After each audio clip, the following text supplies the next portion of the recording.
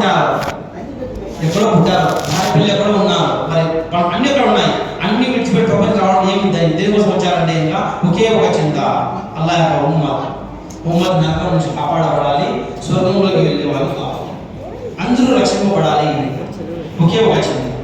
మనం ఏం చేయాలంటే మనం అంత చేయలేము. వాళ్ళు ఎటువంటి త్యాగం వాళ్ళు చేసినారా మనం ఊహించలేము. మనం నమ్మకూడదు, మనకు అవ్వదు ఇటువంటి త్యాగం చేసినారా అని.